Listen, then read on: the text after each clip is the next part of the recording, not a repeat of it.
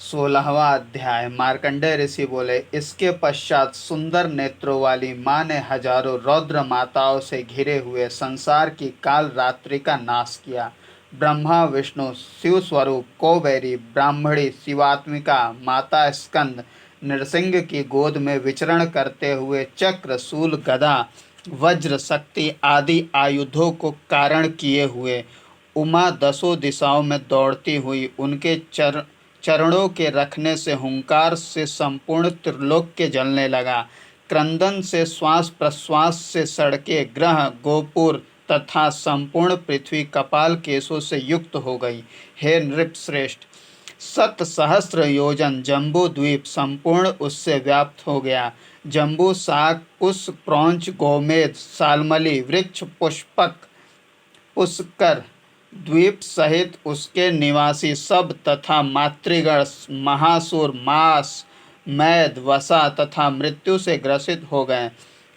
घोर महानाम वारुणी गंध से मोहित विद्युत से युक्त कुंडल रुधिर की डकार रक्त वर्ण शरीरधारी महामाया रुधिर पान करती हुई महामांस वसा प्रिय हाथ में कपाल लिए घूमती हुई सुर असुरों को भक्षण करती हुई नृत्य करती हुई हंसती हुई रौद्र महाशब्द करती हुई तीनों लोकों को दुख देती हुई विद्युत के समान हास्य करती हुई सप्तद्वीप समुद्र युक्त पृथ्वी को खाने लगी। मातृगण सहित नर्मदा तट पर रहकर जहाँ भगवान महेश्वर थे वहाँ गए।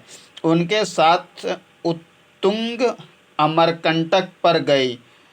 अमर देवता और उनका शरीर कट कहा गया। हे नृपश्रेष्ठ, उनके शरीर अर्थात कट से आवृत होने के कारण यह पर्वत अमरकंठ कहलाया। भगवान शिव से निर्मित अत्यंत पवित्र यह संसार से अमरकंठ कहलाया। माता पार्वती के साथ नित्य निवास करने वाले उन भगवान शिव के चरणों में मैं स्थित हो गया और भगवान शिव की नित्य स्तुति करने लगा। स्तुति से प्रसन्न होकर खड्वांग उल्मुख पट्टीस परिघों से युक्त भगवान शिव प्रकट हुए। मांस मेद वसा मज्जा प्राप्त कर प्रसन्न होते हुए नृत्य करने लगे। विचित्र मुख घोर भुजाओं से मुंड शिशन उदर भुजाओं को खाने वाले नाचने तथा हंसने लगे। उनके मध्य में महाघोर संसार को संत्रास देने वाले अमरकंठ में आकर बिजली के समान पिंगल वर्ण के केशों से युक्त उनके समीप सुंदर आभूषणों से युक्त मृत्यु को देखता हूँ। गालों तक लटके हुए कुंडल नाग यज्ञोपवीत धारण किए हुए विचित्र उपहारों से महेश्वर को पूजते देखा। देवता सिद्ध मुनियों आदि से प्रार्थना किए गए। वहां मैंने माता नर्मदा को देखा। हे राजन, चंद्र सूर्य के सहित नष्ट होते हुए चराचर को देखा। महा उत्पात से उत्पन्न नक्षत्र मंडल के नष्ट होने पर भगवान शिव के मुख से संवर्त नामक युग की उत्पत्ति हुई।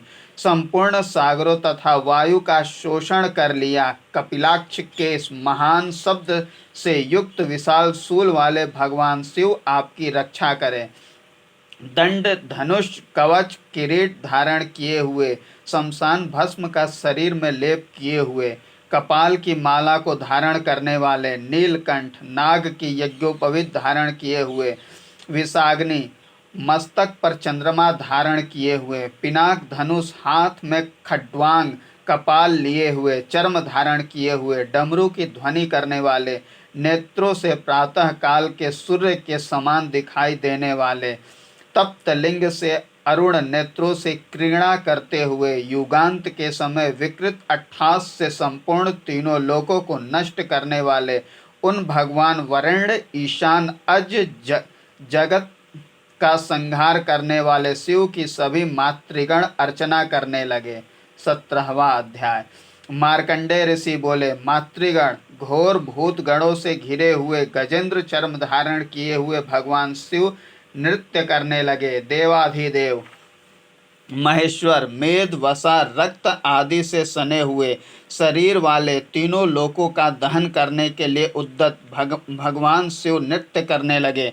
काल रात्रि सहित महात्मा शिव ने संपूर्ण त्रिलोक का संहार किया। धूम से मिश्रित वात तुल्य वज्र तथा माता पार्वती के मुख के समान मुख से घोर अट्ठास किया। हजारों वज्रों के समान शब्द वाले उस अट्ठास से सातों समुद्र और दसों दिशाएं परिपूर्ण हो गई।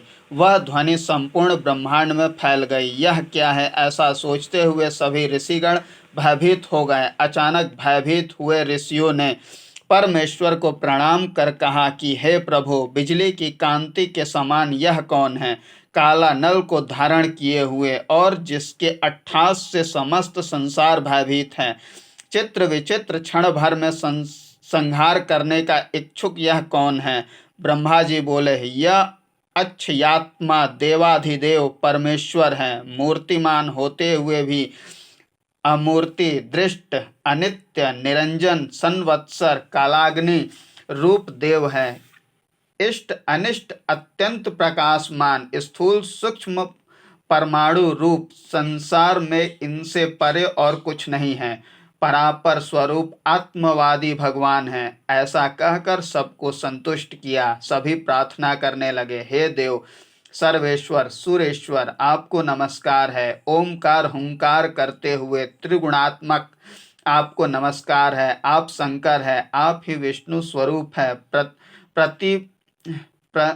प्रपितामह ब्रह्मा है, आप ही सप्त जिह्व या अनंत जिह्व हैं। आप ही सृष्टि करता है। विभु सर्वव्यापक है, संसार के जानने योग्य वेदज्ञ ब्राह्मण आपको सर्वश्रेष्ठ निरूपित करते हैं। श्री भगवान बोले, हे कमलासने, आपके द्वारा अनेक मंत्रों से स्तुति किए जाने से मैं प्रसन्न हूँ। बलात् हरण करने वाले ज्वलंत इस आलोक को देखो। संसार के स्वामी देवेश पितामह ब्रह्मा को ऐसा कहकर तत्काल अंतर्धान हो गए। अनेक पापों से युक्त होने पर भी जो व्यक्ति इस महापुण्य फल प्रदान करने वाले स्तोत्र को पढ़ेगा, वह मनुष्य सभी पापों से मुक्त होकर रुद्रलोक को प्राप्त होगा।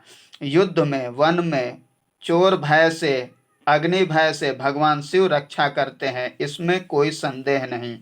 18वां अध्याय। मार्कंडेय ऋषि बोले, इस प्रकार ब्रह्मा आदि मुनि श्रेष्ठों से स्तुति किए जाने जगत प्रभु ने अपनी माया को समेट लिया। बिजली के समान उज्ज्वल अरुण नेत्र, महाजिह्व, महादंश, महासर्प को सिर पर धारण करने वाले, महासुरों की कपाल माया धारण किए हुए, महाप्रलय करने वाले, जल को हवि के रूप में ग्रसित करते हुए समुद्र की अग्नि के समान मुख वाले महादेव का मुख था। जिह्वा के अग्र भाग से संपूर्ण जगत को निगलते हुए हजारों योजन तक उनके दांत बढ़ गए। सुर, गंधर्व, यक्ष, उरग, राक्षसों को उनकी दाढ़ में लगे हुए देखा। हे राजेंद्र, विधुरित सिर वाले देवता आदि को आपके मुख में प्रवेश करते हुए देख रहा हूँ। अनेक तरंगों तथा फेन समूह से युक्त नदियाँ समुद्र को प्राप्त कर नष्ट हो जाती हैं। यह समस्त संसार प्राणियों से दुख से पार करने योग्य भगवान रुद्र के विशाल मुख में प्रवेश करने लगा। उनके मुख से धूम तथा अग्नि कणों सहित घोर ज्वाला निकलने लगी तथा दसों दिशाओं को प्रकाशित करने लगी। सूर्य की ज्वालाओं से सहस्त्र रूप जिह्वा, दाढ़, मुख वाले अद्भुत रूप 12 रूप भगवान महेश्वर एक रूप हो गए। इसके पश्चात 12 रुद्र आदित्य मुख से निकले और पृथ्वी को जलाने लगे। अनावृष्टि से सब नष्ट हो जाने तथा ग्रह तारक के नष्ट हो जाने पर सब धूम से युक्त हो गया और रुद्र से उत्पन्न सूर्य से प्रकाशमान हो गया। सप्त द्वीपों, समुद्रों तथा नदियों के नष्ट हो जाने पर समस्त भूमंडल जलने लगा। यज्ञ में घृत की आहुति की तरह जगत अग्नि को समर्पित होने लगा। विशाल तेज से व्याकुल हो गया। रुद्र से उत्पन्न आदित्य समस्त संसार को जलाने लगे। सप्त द्वीप समुद्र पर्यंत सकल भुवन को जला दिया और पृथ्वी को भेद कर संपूर्ण नागलोक को भी जला दिया। अग्नि से प्रदीप्त संवर्त जलने लगा तथा लोह राशि के अंगारे के समान हो गया। वृक्ष, तृण, नदी तालाब से रहित हो गया। पर्वत की चोटियां भी कछुए की पीठ की तरह हो गई। महेश्वर ने महाघोर रूप धारण कर संपूर्ण जगत को ज्वालाओं से चिता के समान कर दिया। तब देवी पार्वती ने महेश्वर में प्रवेश किया, जिससे भगवान रुद्र शिशिर ऋतु की तरह शीत हो गए। हे महानग, संपूर्ण जगत के जल जाने पर रुद्र की कृपा से नर्मदा ने मुझसे कहा, पूर्व में भगवान शिव की आराधना करने से मैं अजर अमर हो गया। मंत्र राज त्र्यंबक जब श्रेष्ठ है। बृहदारण्य बृहदारण्यक बृहदारण्यक बृहत्साम गायत्री स्योपनिषद तथा प्रतिरथ सूक्त मृत्युंजय का जप करते हुए तब 12 निर्दग्ध शैल शिलाओं से भिन्न हिमवान हेमकूट निषद गंधमादन सभी भस्म हो गए, किंतु पुण्य सलीला नर्मदा नष्ट नहीं हुई। माल्यवान पर्वत श्रेष्ठ नील श्वेत तथा अन्य ये पर्वतराज देव गंधर्व से सेवित युग के समान होने पर सभी दग्ध हो गए, नष्ट हो गए। इस प्रकार पूर्व में मैंने युग का अंत होते देखा। 19वां अध्याय। मार्कंडेय ऋषि बोले, काल रूपी अग्नि से, सूर्य से शुष्क और काल रूपी अग्नि से जले हुए इस संसार में भगवान महेश्वर के मुख से मेद आदि अलग हुए। इसके पश्चात उनके मुख से विद्युत के समान घोर बादलों ने संसार को अंधकारमय बना दिया। कुछ नील कमल के समान, कुछ अंजन के समान आभा वाले कुंद पुष्प के समान, कुछ मयूर चंद्रिका प्रभा युक्त, कुछ महापर्वत तुल्य, कुछ महासमुद्र रूप, विद्युत वज्र रूप। समस्त संसार एक समुद्र रूप हो गया। चंद्रकार्यमय होने पर भी कुछ भी दिखाई नहीं देता था। रात दिन एक हो गए, गृहादि भी नष्ट हो गए। मैं यही सोच रहा था कि कहाँ जाऊं, किसकी शरण में जाऊं। देवाधिदेव उन्हीं को स्मरण करता हूँ एवं उनकी ही शरण में जाता हूँ। वही मेरी पीड़ा को हरण कर सकते हैं। उनकी कृपा से मेरी ग्लानि श्रम सभी नष्ट हो गए, अतः वह देवी आपकी रक्षा करे। 20वां अध्याय। मार्कंडेय ऋषि बोले, हे नृपश्रेष्ठ, उस महासमुद्र में मरण तुल्य व्याकुल मैं तैरने लगा। उस महासमुद्र के मध्य 10 दिशाओं को ध्वनि से पूर्ण करने वाले शब्द को सुना।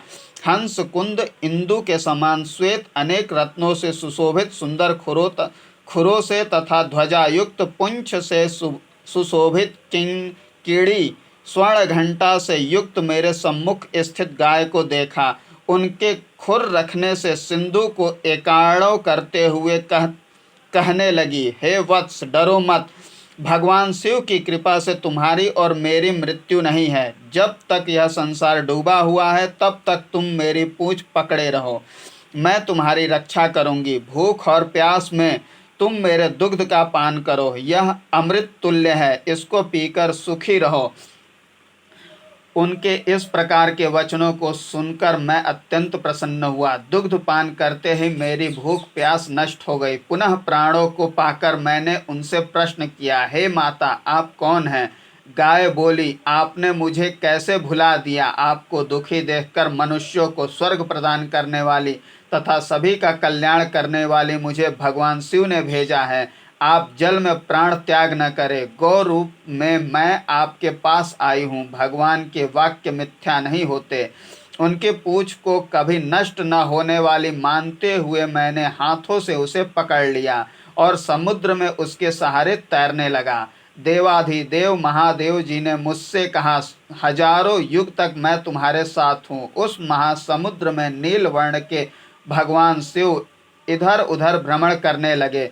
विभिन्न अंजन के समान वर्ण तथा निर्मल आकाश की तरह नील कमल दल तथा पीत वस्त्र से आवृत सूर्य के समान तथा बिजली के समान किरीट को सिर पर धारण किए हुए, हृदय पर हार को धारण किए हुए तथा कानों में कुंडल दिव्य आभूषणों से शोभित जटाजूट धारण किए हुए, उस महासमुद्र में अकेले शयन करते हुए तथा समस्त विश्व को ग्रसित किए हुए सर्वव्यापी अव्यय अनंत उस प्रभु को मैंने महासमुद्र में देखा। उनके समीप स्वर्ण से मंडित विश्वरूप महाभागा विश्व माया को देखा। श्रीमयी, बुद्धिमयी, ब्राह्मी, शिवा, सिद्धिकृति, काल रात्रि ईश्वर के अत्यंत समीप सुंदर सर्वेश्वरी को मैंने देखा। रात्रि के बीत जाने पर प्रातः की तरह अचानक उठा। तदुप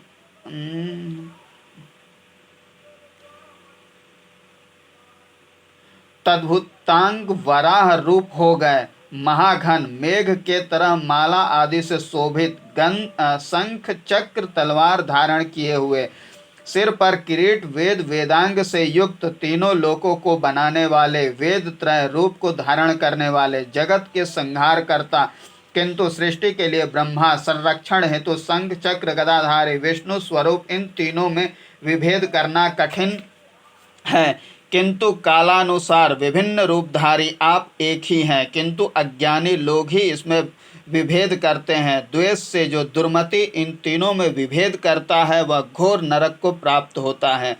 जो व्यक्ति जिस रूप में भक्ति करता है वह स्वर्ग को प्राप्त करता है। तीनों लोकों को सम्मोहित करने वाले, सृष्टा, रक्षा करने वाले, अतः मोह से भिन्न मूर्ति में द्वेष न करें। जगत विधाता वराह रूप धारण कर तीनों लोकों के समुद्र में मग्न होने पर समुद्र को भेद कर पाताल में प्रवेश कर गए। जल में डूबी हुई पृथ्वी को विशीर्ण पर्वतों के समान उस पृथ्वी को प्रलय में से एक ही दांत से विश्व के स्वामी ने निकाल दिया। वह पृथ्वी उनके दांतों में लगी हुई हिमालय की चोटी पर चंद्रमा की कांति के समान, विद्युत के समान सुशोभित होने लगी। महान जल समूह से उस पृथ्वी को निकालकर पुनः सप्त द्वीपों से युक्त कर दिया और सभी गुणों से युक्त कर दिया। मुख से अग्नि, मन से चंद्रमा, नेत्रों से सूर्य उत्पन्न हुए और यज्ञों से योग युक्त देवता, वेद, यज्ञ, वर्ण, सभी औषधियाँ, रस तथा समस्त चराचर जगत ईश्वर के मन से उत्पन्न हुआ। जरायुज, उद्भिज, स्वेदज, जो कुछ भी जैसे कीट, पतंग, पिपीलिका आदि क्षण भर में उत्पन्न हुए। देवाधिदेव, सृष्टा, अनश्वर आत्मा, आनंद रूप उस परमात्मा ने सहज में सृष्टि का निर्माण किया। नक्षत्र, तारा, ग्रह चित्र विचित्र से व्याप्त आकाश को देखा तथा अनेक विध प्राणियों से व्याप्त उनके बिना कैसे देखूंगा। नील शुभ्र बादल रहित आकाश, शुभ्र जल तथा तट पर अनेक वृक्षों से युक्त, हाथी, घोड़े तथा अनेक पक्षियों से युक्त नर्मदा तट पर जाकर अमरकंठ में मैंने सुख पूर्वक स्थित पुण्य पवित्र शुभ्र जल युक्त को देखा।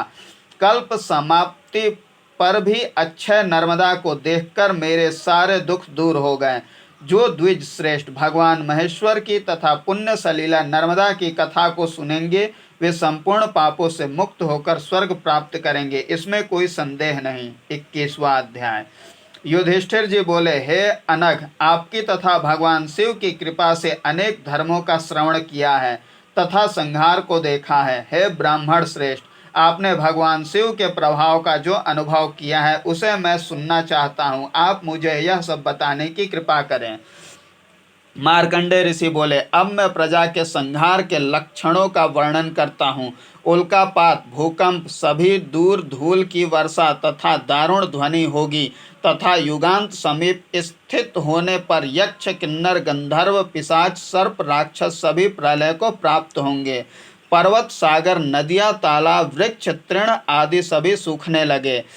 इस प्रकार संपूर्ण औषधियों के जल से प्लावित हो जाने पर और तीनों लोकों के काष्ठभूत हो जाने पर मैंने मध्याह्न स्नान समय होने पर तीनों लोकों को जलाने वाले देखने में असह्य कठोर रूप को देखा।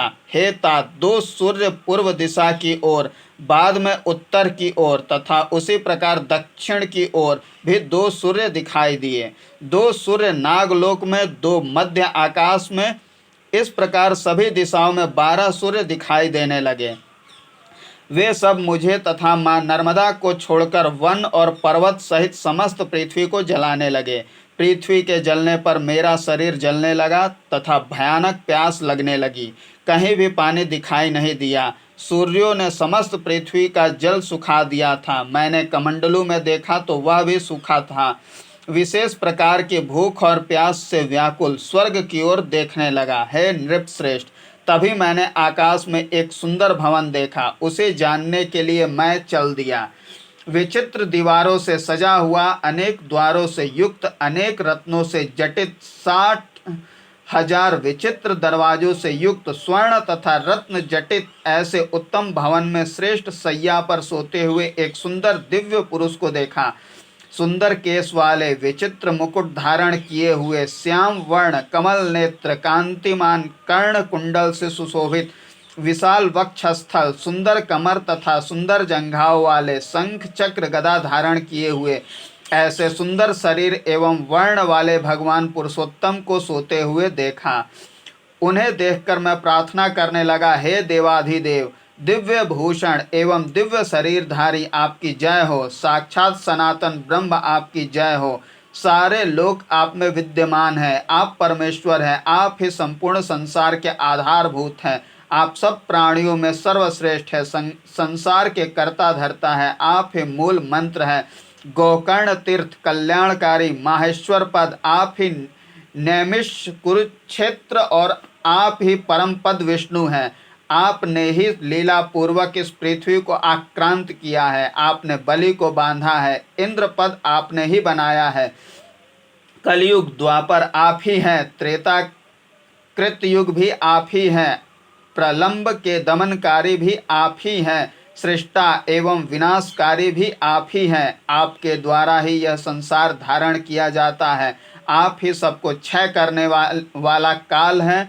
आप ही सभी देव योनियों की उत्पत्ति करता है। सारे मार्ग भी आप ही हैं। आप ही मोक्ष परम गति है। ब्रह्मा की उत्पत्ति भी आपसे ही है। आप रजो रूप सनातन है। क्रोध से उत्पन्न रुद्र है। सत्यमय है। हे देव, इस चराचर जगत को आपने खिलौने की तरह बनाया है। हे राजन, इस प्रकार संतप्त देह से मैंने अत्यंत भक्ति पूर्वक उन देवाधिदेव की प्रार्थना की। इस प्रकार प्रार्थना करने पर जल से परिपूर्ण बादलों को देखा तथा पुनः मेरी प्यास बढ़ने लगी। वाम स्कंध मृग चर्म धारण किए हुए उन महापुरुष के समीप गया, किंतु वे कुछ बोले नहीं। जटा कमंडलु एवं दंड धारण किए हुए, संपूर्ण शरीर में भस्म लगाए हुए महातेजस्वी त्रिनेत्र जैसे ही मैं प्रार्थना करने लगा, तभी सर्वांग सुंदरी संपूर्ण आभूषणों से युक्त देवी को देखा और उन्हें देखकर मैंने पृथ्वी पर लेटकर दंडवत प्रणाम किया। हे माँ, आपकी जय हो। रुद्रांग से उत्पन्न आपकी जय हो। ब्राह्मी सनातनी वैष्णवी माहेंद्री कौमारी आपकी जय हो। हे वरानने कोवेरी सावित्री धात्री, हे माहेश्वरी, तृष्णा से दुखी मेरी रक्षा करो। देवी बोली, हे ब्राह्मण श्रेष्ठ, आपके मधुर वाक्यों से मैं प्रसन्न हूँ। जो तुम्हारे मन में है वह मैं जानती हूँ। हे ब्राह्मण सुनो, मैंने स्त्री स्वभाववश तथा अज्ञानता से एक कठिन व्रत लिया है। यदि मुझे धार्मिक तथा संसार प्रसिद्ध बालक होगा तो मैं उसे दूध पिलाकर ब्राह्मण को दे दूंगी। वह पुत्र मुझे उत्पन्न हो गया है। हे ब्राह्मण श्रेष्ठ, यदि तुम जीवित रहना चाहते हो तो मेरा स्तनपान करो। मार्कंडेय ऋषि बोले, जो ब्राह्मण स्तनपान करता है वो ब्राह्मणोचित नहीं है। वह पुनः संस्कार को प्राप्त होकर पतित हो जाता है। तीनों लोकों में तुम दुर्लभ ब्राह्मण हो और संस्कारों से शुद्ध हो। जिन संस्कारों से युक्त हो उन्हें सुनो।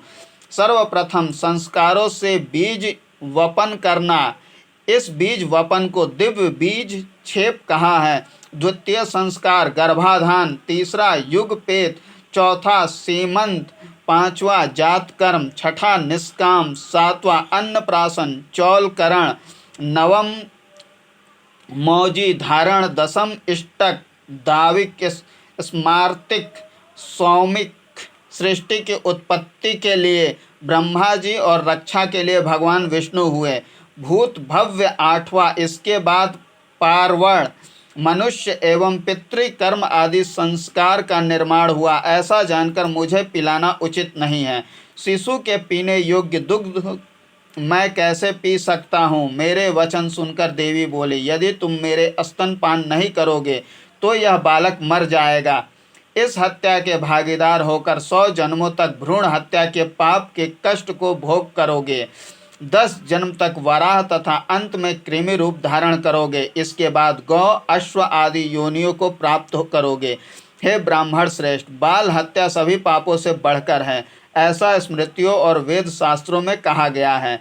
बाल हत्या करने वाला ब्राह्मण निश्चित ही नरक को जाता है तथा 800 साल तक यम यातना को प्राप्त करता है। स्तनपान करने से आपको अल्प दोष होगा। स्तनपान करने से क्षुधा तृषा नष्ट हो जाती है तथा पुण्य प्राप्त होता है।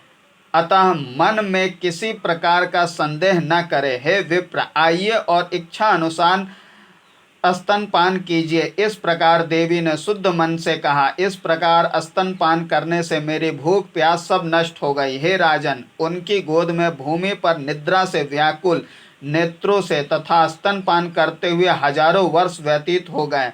निद्रा एवं मोह से रहित मैं अचानक देखता हूँ कि वहाँ न तो बालक है न कोई पुरुष। वहाँ उन परिपूर्ण घड़ों को और देवी को भी नहीं देखा। वे सब न जाने कहाँ चले गए।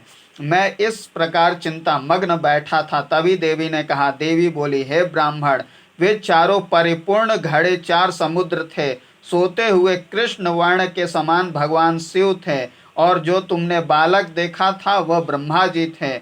और मैं सप्त द्वीप एवं पर्वत युक्ता पृथ्वी हूँ जो तुमको छोड़कर चली गई, वह रेवा थी। ऐसा माता नर्मदा चरित्र मैंने तुमसे कहा। 22वां अध्याय। युधिष्ठिर जी बोले, हे द्विजोत्तम, आपकी कृपा से यह सब मैंने सुना। मैं पुनः सुनना चाहता हूँ, अतः कृपा कर यह सब कहिए। संपूर्ण लोकों में प्रसिद्ध तथा महापापों को नष्ट करने वाली नदियों में श्रेष्ठ यह कैसे उत्पन्न हुई? मार्कंडे ऋषि बोले, माता नर्मदा सब नदियों में श्रेष्ठ है और सभी पापों को नष्ट करने वाली है तथा स्थावर जंगम सभी को तारने वाली है। माता नर्मदा का महात्मा मैंने जो पूर्व में सुना है वह मैं आपसे कहता हूँ। कनखल में गंगा, कुरुक्षेत्र में सरस्वती पवित्र मानी गई है, किंतु मां नर्मदा सर्वत्र ग्राम नगर तथा वन सभी जगह पुण्यप्रद है। सरस्वती का जल 3 दिनों में, यमुना जल सप्ताह में पवित्र करता है, गंगा जल शीघ्र ही पवित्र करता है, किंतु नर्मदा जल दर्शन मात्र से पवित्र करता है। कलिंग देश के पश्चिम में अमरकंटक पर्वत पर पुण्य सलीला नर्मदा विराजित है, जो तीनों लोकों में तथा पद पद पर पुण्य प्रदान करती है। वहाँ पर देव, गंधर्व, तपस्वी, ऋषिगण तप करते हुए परम गति को प्राप्त करते हैं। पुण्य सलीला नर्मदा में स्नान कर जितेंद्र एक रात्रि भी निवास व्रत करता है, उसके 100 कुल मोक्ष प्राप्त करते हैं। अमरकंटक पर्वत सिद्धि क्षेत्र कहा गया है, अतः सभी देव तथा ऋषि उस पर आश्रय करते हैं। सिद्धि चाहने वाले सिद्ध, विद्याधर, भूत, गंधर्व, दृश्य सभी इस पर निवास करते हैं। तब से मैं इस परम श्रेष्ठ स्थान पर हूँ। यहाँ भगवान महेश्वर प्रणव रूप में स्थित है। भगवान महेश्वर आपके गणों तथा भूतों से सेवित इस पर्वतराज पर निवास करते हैं, अतः मैं तीर्थराज का विस्तार पूर्वक वर्णन करता हूँ। हे नृपश्रेष्ठ, जितने भी पर्वत तीर्थ हैं वे सब नर्मदा के दोनों तट पर हैं। हे राजन, ब्रह्मा जी भी नर्मदा का विस्तार पूर्वक वर्णन करने में समर्थ नहीं हैं।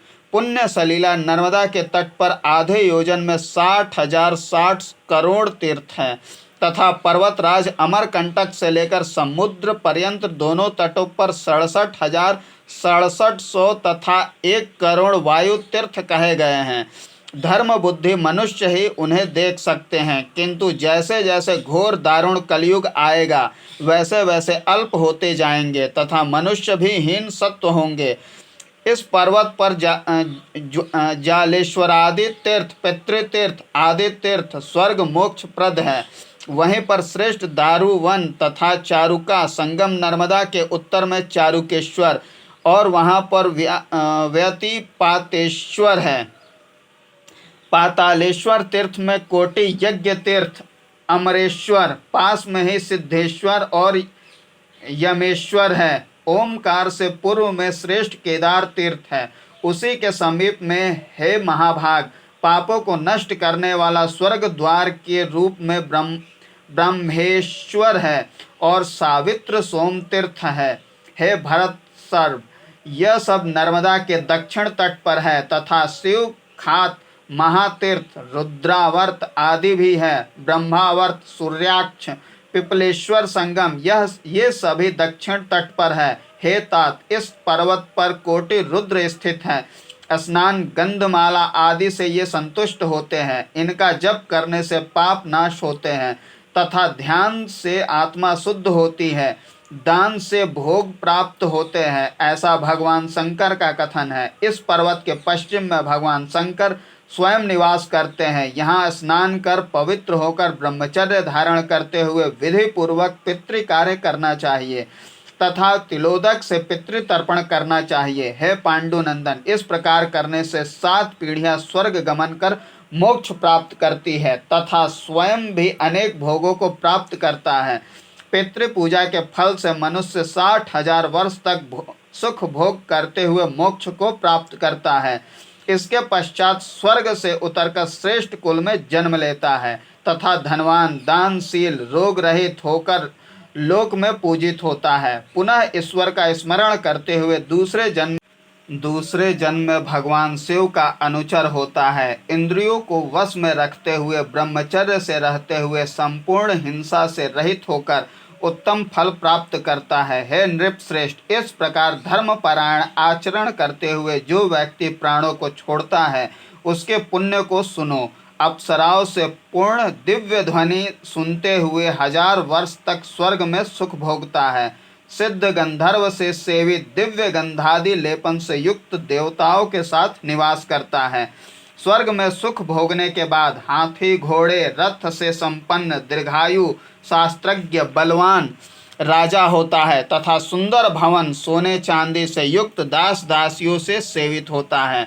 मत हाथियों तथा घोड़ों की ध्वनि से परिपूर्ण इंद्र भवन के समान सुख को भोगता है। राज राजेश्वर श्रीमान संपूर्ण भोग विलास से परिपूर्ण होता है। व्याधियों से रहित 100 वर्ष तक जीवित रहता है।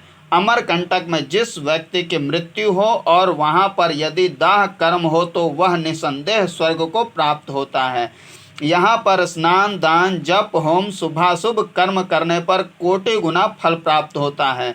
माँ नर्मदा तट के वृक्ष, लता, गुल्म भी यदि कालवश नष्ट होकर नर्मदा जल का स्पर्श करते हैं वे भी परम गति को प्राप्त होते हैं। इस पवित्र नदी को विशल्या भी कहा है। इसमें स्नान दान से स्वीकृति होता है। वहाँ पर सब देवगण, किन्नर, महासर्प, यक्ष, राक्षस, गंधर्व, ऋषिगण वहाँ एकत्र हुए। प्राचीन समय में महाघोर युद्ध में नर्मदा पुत्र घायल हो गया, अतः देवगणों ने नर्मदा को विशल्या भी कहा। युधिष्ठिर जी बोले, विशल्या कपिला कैसे उत्पन्न हुई, नर्मदा पुत्र कैसे हुआ, यह आश्चर्यभूत मैं सुनना चाहता हूँ। मार्कंडेय ऋषि बोले, प्राचीन समय में दाक्षायणी सहित भगवान महेश्वर आनंद सहित नर्मदा जल में क्रीड़ा कर रहे थे। उसी समय अचानक उनके वस्त्रों का किसी ने हरण कर लिया। हे नृप, देवी ने स्नान वस्त्र को सहज रूप से निचोड़ा। उस वस्त्र के निचोड़ने से कपिला नामक महानदी प्रकट हुई। अंगराग के संयोग से जल कपिल वर्ण का हो गया। वर्ण के आधार पर कपिल नाम हो गया। सुगंध एवं रस से युक्त अनेक पुष्पों की सुगंध से सुगंधित अनेक वर्ण तथा अरुण वर्ण का जल वस्त्रों से प्रकट हुआ। उमा देह से पवित्र एवं कपिल वर्ण का होने के कारण पुराण के जानने वाले विद्वानों ने कपिला नामकरण किया। वस्त्र से तथा नर्मदा जल से उत्पन्न होने से कपिला को अत्यंत पवित्र कहा गया।